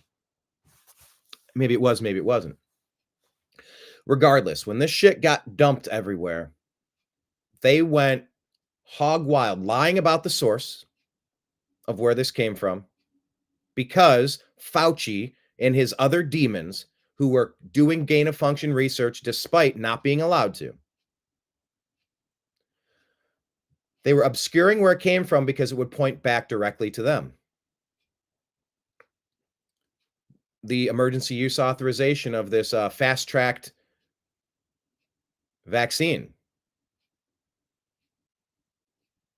Ivermectin worked very well with very few side effects, like taking aspirin. It was very, very minimal. And it was demonized as horse paste. It was demonized. Doctors were being fired if they were trying to treat patients with it. Doctors were somewhere in the federal government, because of Fauci and his ilk and the fact that he has patents on vaccines, that he's making an enormous amount of money off the suffering of humanity. Who stands to profit? He stood to profit. If ivermectin was and hydroxychloroquine and monoclonal antibodies were proven to be effective, they were banned because they couldn't force people to take this thing that he'd get a commission check on. Allegedly. I think it's proven. I think it's obvious. So when Biden got in, he banned money. Right at the time my brother was sick, he tried to get monoclonal antibodies that were highly successful against that current strain. They said, well, the newer strain, it's not really effective against that newer strain, so we're just going to say no more monoclonal antibodies. Florida was having massive success with it, and other people were like, let's do that. But they banned that because that would keep fewer people from taking the jab and giving the commission check to Fauci, Biden, Pfizer, everybody else affiliated with the forced vaccination plan of the elites to force as many people as possible to take this thing, either to make money, or there's other theories. What if the CCP released this as a bioweapon, knowing that the cure that's going to be pushed would cause problems, myocarditis and such? What if it caused problems like irregular periods and infertility for both women and men to reduce the population, like these creeps Bill Gates always talk about, these environmental wackos that say there's too many people on Earth, the ones that say carbon dioxide is a poison. That's what I breathe every sentence I take. So if I'm a poison peddler, you're in your rights to get rid of me. Ooh, I feel like this could be nefarious here, potentially nefarious at least. Monoclonal antibodies were banned. It was such a confusing time. My brother reached out to his doctor. They said they just banned it. They did. I don't know where we don't have it. We can't do it. It was right down the road. I think it was 6 miles away. He could have got monoclonal antibody treatment. But those precious days passed while COVID was tearing up his lungs, just running around like a tornado, destroying his ability to breathe. Could have got monoclonal antibodies pretty quick. Nope. The confusion and the chaos from them trying to ban. Look, doctors should have always had the ability to treat whatever they want, however they want. They made it a top-down approach because Fauci and his ilk said, this is the way we make the most money. I mean, this is the best path forward. We know everything about everything. So listen to us. I am the science. Trust the science. I'm the science. Yeah. And so in that confusion, my brother was deprived of monoclonal antibodies that could have saved his life. Could have. Didn't happen. He was deprived. Tried to find ivermectin. Man, it was tough to find ivermectin. He eventually found somebody to give ivermectin, but instead of, I think, 55 milligrams of a dose, he was given 12. The person that gave it was too scared because they were hearing all these scary stories. Well, what if there was a Merrick protocol and based on height and weight and whatever? They said, all right, well, this many, and especially if you give more at the early stages, you have to attack it aggressively. That's the most important time to do it.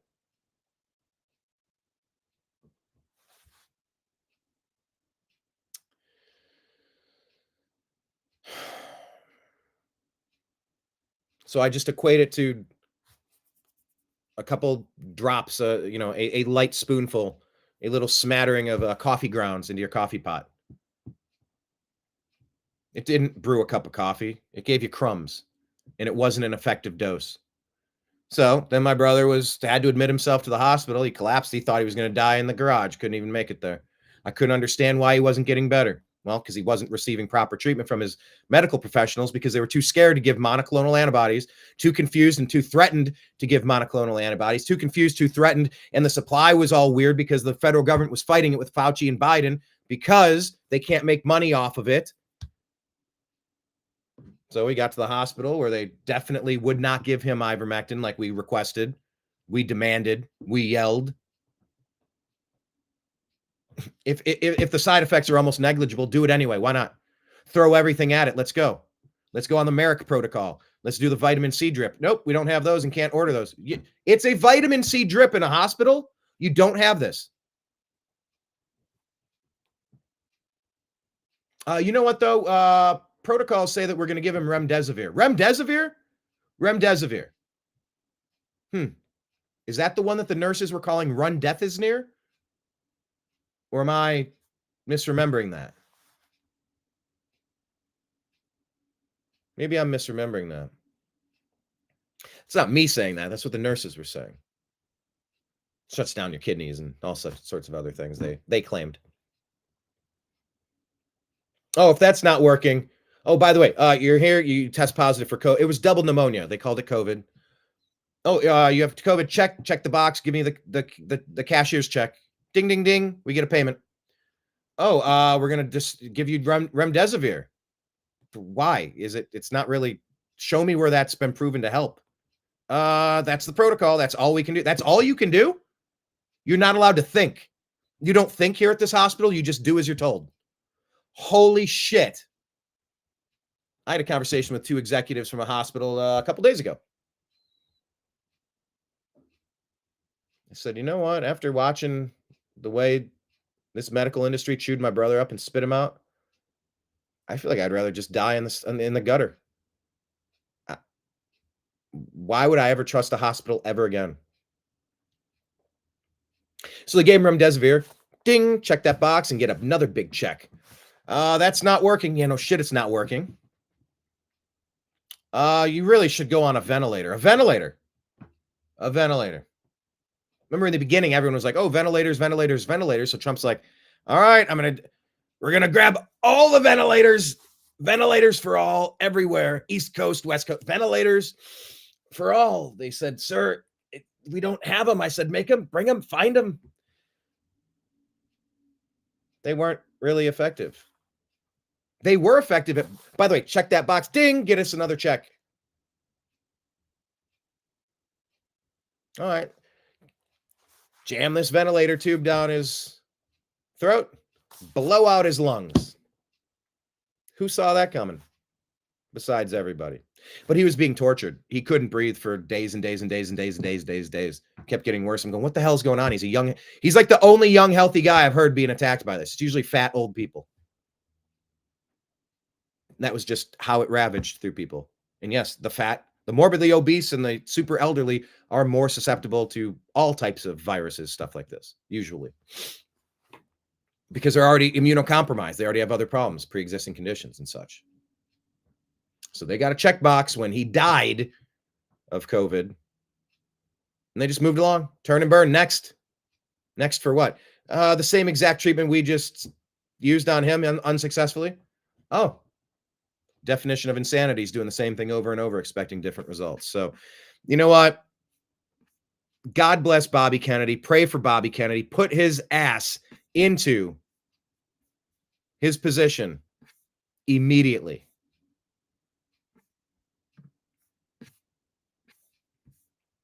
He's one of the few voices that I can appreciate right now.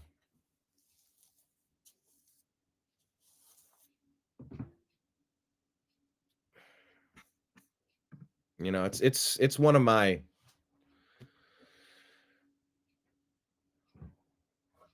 least favorite subjects to talk about.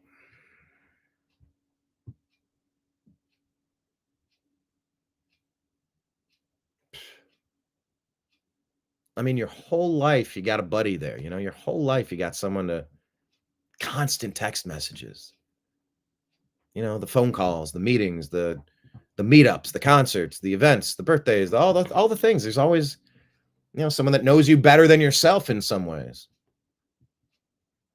And they're just gone because of Fauci. Gain of function research. Forcing a one-size-fits-all approach that makes them rich, filthy rich, stupid rich.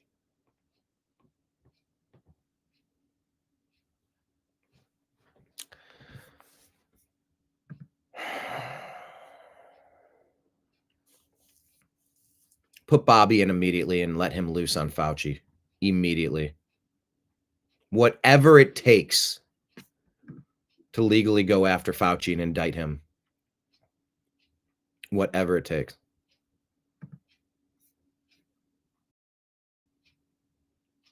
To legally go after Fauci with a criminal investigation, an indictment, and a trial, and a guilty verdict, and a penalty. Can't spend all those millions behind a jail cell, pal. Those millions rotting away in hell. There's no way you can escape the karma of what you've done, Anthony Fauci. That's on a biblical level. Biblical. All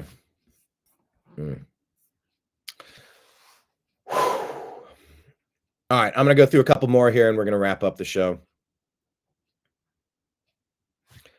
Guys, I've yelled about this. I've sworn about this. I've pounded my fists. I've cried about this.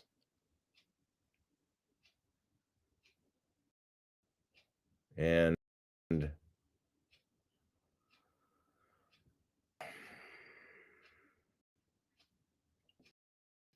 it's one of the most important issues to me. Come on, Rand Paul.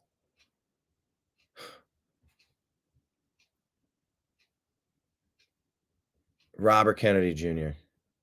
Everybody else that's on to Fauci, let's go. Let's go. He has to pay for what he's done. He has to face accountability in the justice system for what he's done. All right. Colin Wright here saying, and even when I stay mostly calm, it just takes you back. I can only tell the story so many times, and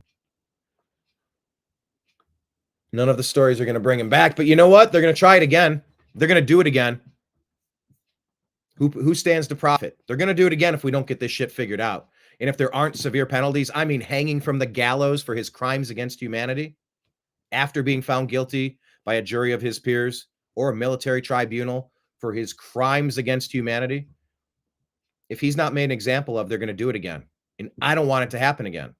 Go back to AIDS. What if they went after Fauci in what he did during the AIDS epidemic? Maybe this wouldn't have happened with COVID. So that's what I'm focused on. Colin Wright here saying gender ideology parasitized people's brains and turn them into seemingly rabid versions of their former selves. This is one of my very closest friends at the time responding to my article debunking the sex spectrum in 2020, including my responses. Many years of friendship thrown away instantly over an article he admits he didn't even read. It's hard to convey how deeply I hate gender ideology for what it did to people. Elon saying most people don't understand that their minds can be taken over by a virus just like a computer virus takes over your computer. The woke mind virus is like a cordyceps. Got to fix education.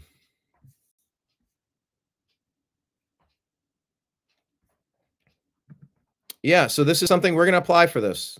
Take a look. I like this. And in keeping with this revolutionary media approach that President Trump deployed during the campaign, the Trump White House will speak to all media outlets and personalities, not just the legacy media who are seated in this room. Because according to recent polling from Gallup, Americans' trust in mass media has fallen to a record low. Millions of Americans, especially young people, have turned from traditional television outlets and newspapers to consume their news from podcasts, blogs, social media, and other independent outlets. It's essential to our team that we share President Trump's message everywhere and adapt this White House to the new media landscape in 2025. To do this, I'm excited to announce the following changes will be made to this historic James S. Brady briefing room. Let's go. Where Mr. Brady's legacy will endure. This White House believes strongly in the First Amendment, so it's why our team will work diligently to restore the press passes of the 440 journalists whose passes were wrongly revoked by the previous administration. Oh. We're also opening up this briefing room to new media voices who produce news-related content and whose outlet is not already represented by one of the seats in this room. We welcome independent journalists, podcasters, social media influencers, and content creators to apply for credentials to cover this White House. Where do I do that? And you can apply now on our new website, whitehouse.gov/new media. Starting today, this seat in the front of the room, which is usually occupied by the press secretary's staff, will be called the new media seat. My team will review the applications and give credentials to new media applicants who meet our criteria and pass United States Secret Service requirements to enter the White House complex. So in light of these announcements, our first questions for today's briefing will go to these new media members whose outlets, despite being some of the most viewed news websites in the country, have not been given seats in this room. All right. That sounds fantastic. I'm so here for it. I just pulled up the website now. Yes, I am interested in joining a future White House press briefing. Share my information below. Let's go. I will do this today. Okay, back to the last couple stories of the day. It's going to be a lightning round of sorts. Mark Weiermueller saying that it's been reported that Cook County Jail in Chicago, under the direction of Sheriff Tom Dart, has 300 illegal immigrant invaders in jail that are gang members, felons, and other dangerous criminals. They will not allow Tom Homan and federal agents from ICE to take custody, detainers, of them to deport them. All right. I think you got someone ready to stand on that hill and go down. Here's something from Illuminati Bot about parasites. They're not allowed to tell you you have parasites. I not a doctor. You can take your own medical, do your own, just like anything, you want to have an opinion based on research for any important endeavor. You can invoke the blessing of God as well to help keep you focused on where you're at and what you're supposed to know. But yeah, I'm very interested in this parasites story. You can do some of your own research on your own. Mila Joy is posting, Trump just fired roughly 9,000 active duty and 5,700 reserve troops who identified as transgender. The United States military now has a lot less mental illness. Don't worry about the shortages. Trump just hired back 8,000 discharged because of the unlawful mandate. Oorah. Yeah, and these are people that need compassion. We shouldn't be mean. They shouldn't be mean to the rest of us. That's a two-way street. Yeah, these are people that are working through something. These are people that need some medical help. These are people that need treatment for the gender dysphoria. It's not something you're supposed to celebrate and encourage. It's a condition. If I thought I was something that I'm not, I'm not a cat.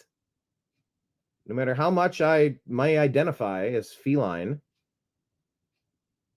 And that's been the story with me forever. I've had cats always in my life. They find me even if I don't go find them. Huh, Nimbus? Remember when our neighbor found you and said, Brian, there's a cat in the laundry room? I'm like, all right, I guess I got a new buddy then. Doesn't mean I'm a cat. You don't encourage that stuff. You work with these people. But in the military where everything counts and life and death is on the line, I don't think that's the place for social experiments. I think that's a place for strong, mentally healthy people who you can count on, depend on, with the most important issues. Compassion. But compassion is not like, oh, yeah, you are a cat. No, you're not a cat. Yeah, I posted this Colin Rugg thing as well. Bobby Kennedy might play nice, but I won't. Here is Nicole Shanahan. Let's hear what she has to say. And then I'm just going to give a rundown of a couple other ones, and we'll wrap today's show. Here we go. Hey everyone, tomorrow is a pivotal moment in our nation's history. At 10 a.m. Eastern Time, RFK will sit in front of the Senate Finance Committee for his confirmation hearing to be our nation's next Secretary of Health and Human Services. Yes. I urge everyone to call their U.S. senators over the following days and demand they vote yes on Bobby's nomination. He is more than qualified. He's proven, principled, and prepared to lead. I'll share a list below of key senators. If they represent your state, they need to hear from you. If they don't, please call your own senator and ask them to vote yes. We need as many votes as we can get. So this hasn't been widely reported, but in 2020, I cut large checks to Chuck Schumer to help Democrats flip 2 Senate seats in Georgia from red to blue. Oh, boy. The 2 candidates I helped elect, Senator Raphael Warnock and Senator John Ossoff. Oh, God. Warnock. Nicole, why were you doing that? You caused problems with that. Please know I will be watching your votes very closely. I will make it my personal mission that you lose your seats in the Senate if you vote against the future health of America's children. And more than that, I also want to say to Senators Mitch McConnell, Lindsey Graham, Lisa Murkowski, Susan Collins, Bill Cassidy, Tom Tillis, James Lankford, Cory Booker, John Fetterman, Bernie Sanders, and Catherine Cortez Masto, this is a bipartisan message, and it comes directly from me. While Bobby may be willing to play nice, I won't. If you vote against him, I will personally fund challengers to primary you in your next election, and I will enlist hundreds of thousands to join me. Big Pharma and Big Ag have exploited us for far too long. It ends now. You're either on the side of transparency and accountability, or you are standing in the way. The choice is yours. Please choose wisely. Choose wisely. Don't play nice. All right. Let's go to what is happening now. Quick run. Come on, be nice. Nimbus gets a little feisty there sometimes. He's like the Tootsie Roll owl. A 1, 2, 3, 3. Chomp. He's like pet, pet, pet, chomp. So yeah, there's Kennedy, Bobby Kennedy. He's at the hearings. Let's get him in as soon as possible. Bobby Kennedy talking. This senator saying RFK disputes settled science. So here you go. There's no such thing as settled science. Anyone that uses that phrase is garbage. You test your hypothesis and prove it every single day. If it's so settled, you have to challenge it every day. You have to defend it every day. Otherwise, it's not. It's propaganda. Instead of debating meaningful ways to improve Americans' health care, now the committee is being forced to relitigate settled science about vaccines and whether or not the federal government should help Americans get affordable health care. I know where Democrats on this finance committee stand when it comes to an agenda to lower costs and improve care. I must say, I cannot say the same about the nominee sitting in front of me. Instead of science is a process, not a conclusion. Science is an inquiry, not an institution. Science isn't dogmatic, it's curious. The science should always be up for review. Thank you. Well said. I'll share that. All right, let's see what's going on here. Arrests have been made in the Rotherham police child abuse scandal. 2 former South Yorkshire police officers have been arrested in connection with historical child abuse allegations in Rotherham. Incidents under investigation reportedly date back to the late 1900s and 1990s and include complaints from 4 victims. The Independent Office for Police Conduct has been involved, indicating the severity and official oversight for the investigation. This gang rape scandal is systemic. Make England great again. Here you go. 2 retired police officers arrested. Complaints made by 4 victims. I think this is the tip of the iceberg. Okay, here. President Trump expected to sign an executive order to deport pro-Hamas students on visas that break the law. Huh. You see a lot of this yelling at protests. Saw it a lot in Chicago. Order will seek deportation of resident aliens, according to Oil London here, including students with visas who broke laws as part of anti-Israel protests following the October 7 attack on Israel. That's the stuff. I mean, they stop the war, this, that, and the other. It's like, that's the war that Hamas started. They messed around and they're finding out. Yeah, but won't someone think of the children and the women? Yes, war is awful. That's why you don't start a war with your neighbor. Israel started the war. How did they do that? By existing. Okay.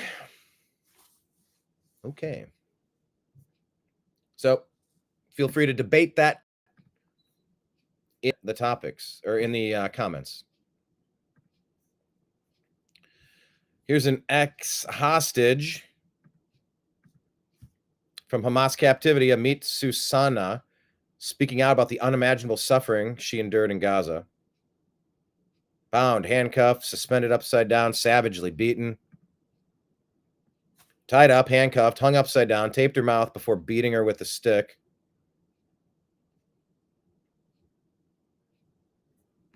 You know, war's awful, which is why you shouldn't start war.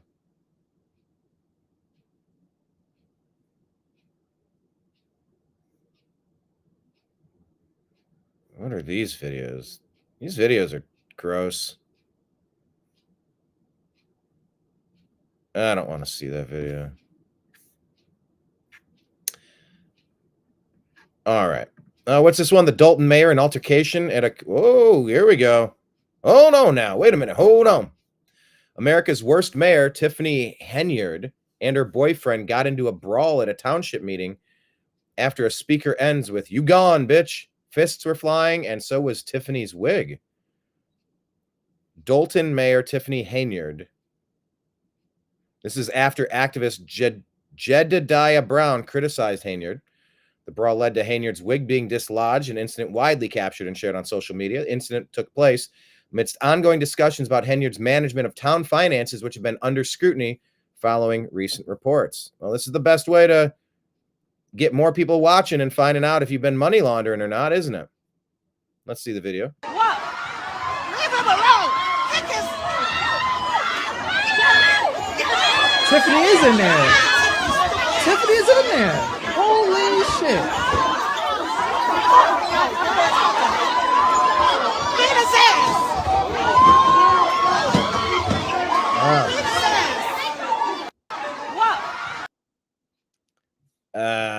All right then. Oh, here's another. Geez, here's another view.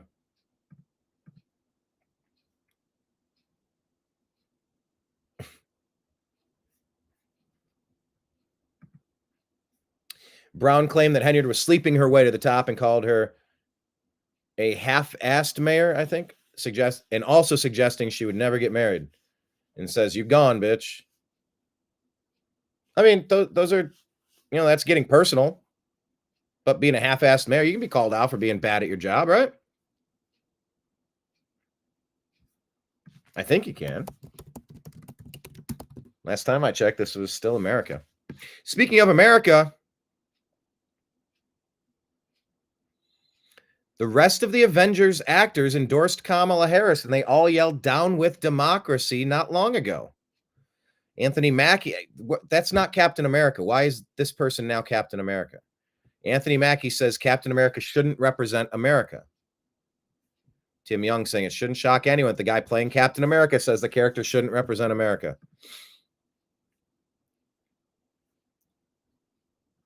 Then he says race doesn't matter and kids should look up to heroes for character, but also black kids need a black Captain America. This isn't just bad media training. He's completely lost the plot.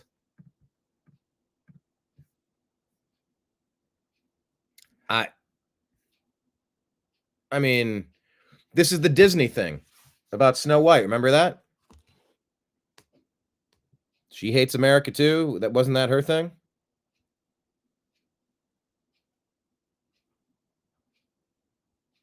Hey, I mean, they're the ones trying to sell their products. Do you want to go spend money on this now? Are you more or less likely to spend money on Captain America now? The fact that black people need Falcon to be Captain America in order for you to feel like he's legit or you feel seen shows that you don't really care about original black characters and only see the white ones as legitimate. What? All right. Well, I found a movie I am not interested in seeing. How's about you? How about you? This one here, activist judges are waging war against Trump at every turn. For example, there you go. Chicago judge is about to set a Venezuelan illegal felon caught in an ICE raid free. Then the person who does that needs to be arrested.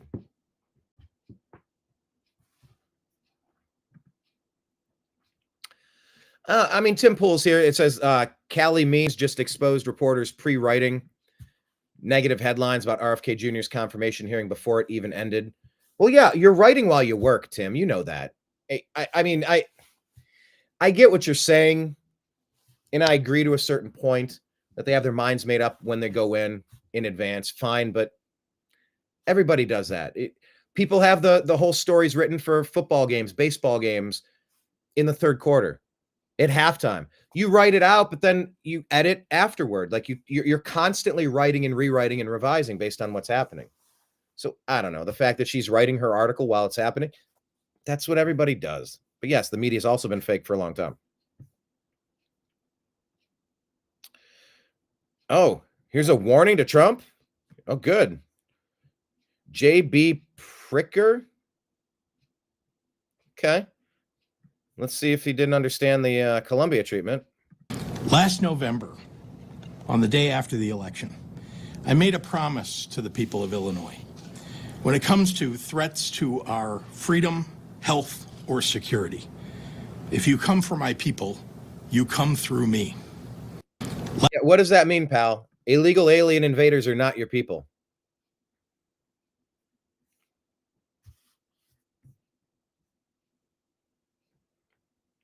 Elizabeth Warren frantically begging RFK Jr. not to sue Big Pharma in a long, droning filibuster. And RFK literally blew his nose in the middle of it. Yeah, so let's look at all the funders, the people who fund Elizabeth Warren's campaign donors. It's on the file list. Alex Jones has been invited to go to the White House next week. Should he go? Yeah, go.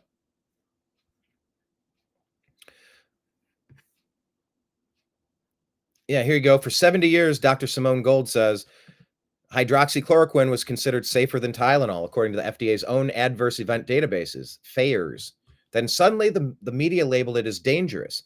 The media wasn't medicine. It was propaganda, and people died because of it. All right, Luke Radowski's saying the same thing. How do you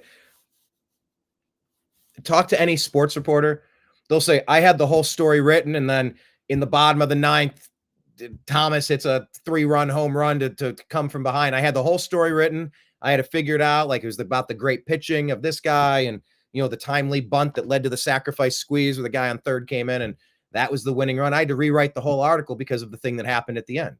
But you write the article while it's happening. You constantly rewrite it. So come on, like Luke and Tim. I've interviewed Luke before. I'd like to interview Luke again, but talk to a sports reporter. They always write the stories in the middle of it or while it's happening or in the beginning.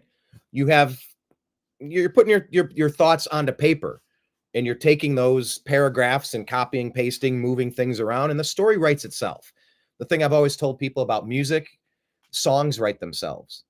If you're jamming, you'll find a riff that you like or a beat that you like, or you start humming and find a melody, or you go, oh, I just wrote something about this. Let me go grab and you put it, songs write themselves and stories write themselves.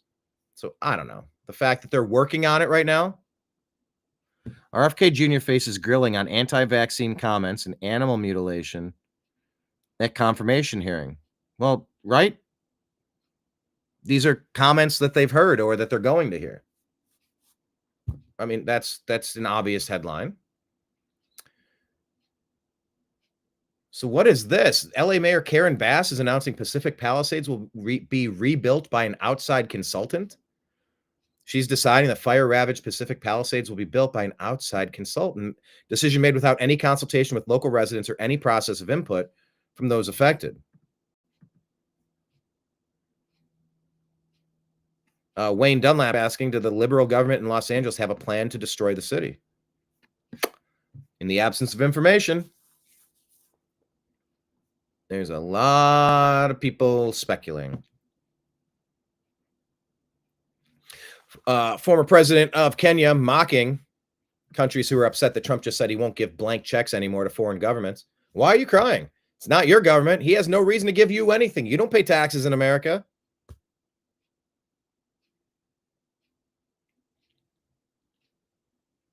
Oh my God. Dear Lord. Oh my God.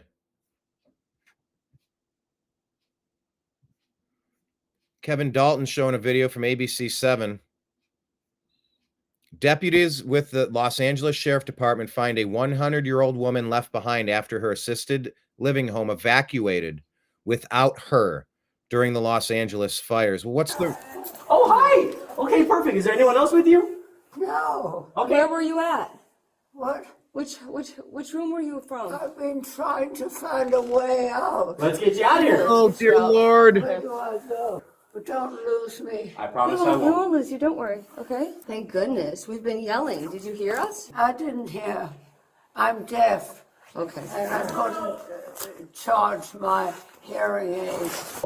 I'm 100. Yeah, bye. Oh, come on, man. That's somebody's grandmother, great-grandmother. Oh, man. At least she's alive. God,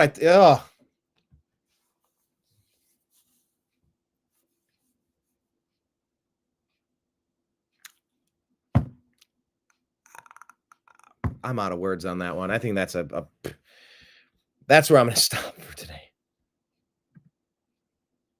That's a good story, but that's also a horrific story. It's both. Good-rific. Yeah, good-rific. My God. Okay. Anyway, thanks for watching the TNAM AM Show. We'll be back Thursday. We'll be back tomorrow at 3 p.m. Eastern with the Agree to Disagree show. I think Blake Wally will be joining us to unpack what's happening. Maybe we'll get some confirmations. Maybe we'll get those votes. Get Bobby Kennedy approved. Get Tulsi approved. We'll see how quick these happen. And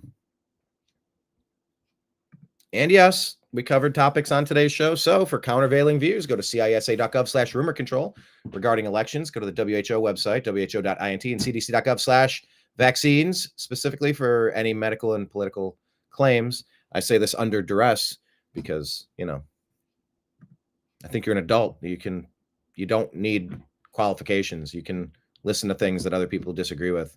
And just because my lack of evidence doesn't make me wrong.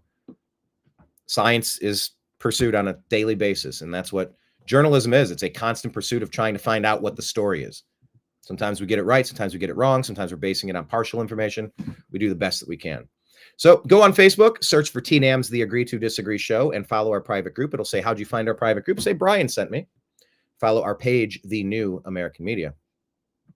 Also go to youtube.com/@thenewamericanmedia, because that's where we have 1,600 videos, maybe 1,700. Sports and politics and music and all sorts of things there. Check out the archive, hit subscribe, hit the notification bell. Please share our content. We have a lot of viewers, a lot of subscribers on YouTube, and YouTube doesn't like sharing our stuff all the time. They still derank and demonetize and shadow ban our content. So you sharing it helps. We hope to get the monetization back sometime soon.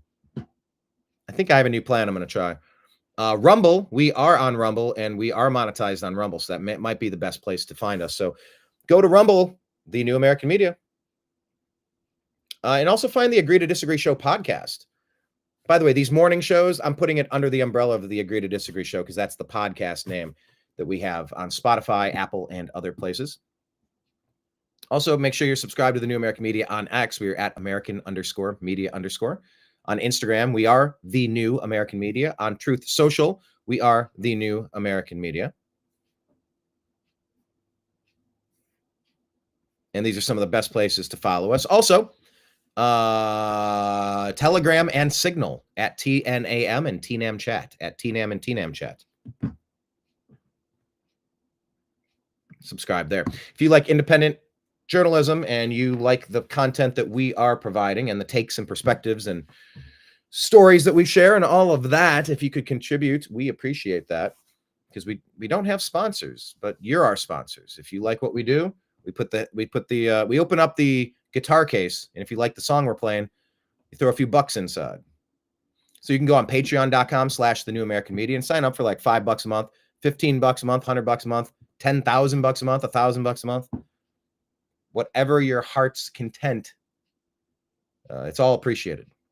Also on Venmo, people shoot donations over that way. They're all appreciated. That would be at Brian Engelman on Venmo, BrianEngelman. That's on the screen at the bottom there. And on PayPal at Fuzz Installment, FUZZINSTALLMENT, at Fuzz Installment. All right, so I'm going to sign out for now. Whew, it's going to be another busy news day. It's going to be busy, busy, busy, kind of nonstop, it feels like. That's the new Trump. The Trump doctrine is stay busy, get busy, fix things, work on things, do things. Might not like all of them. But there's not going to be a slow news day, I don't think. I think we're done with slow news days, for better or for worse. But we'll be here trying to unpack them and try to make sense of the stories, the who, what, where, when, why, how, and how it impacts you. So we're going to sign out for now. I'll be back tomorrow talking to you later. I appreciate you on behalf of everybody in the TNAM universe. I appreciate you. I love you. And we'll talk to you again soon. Take care.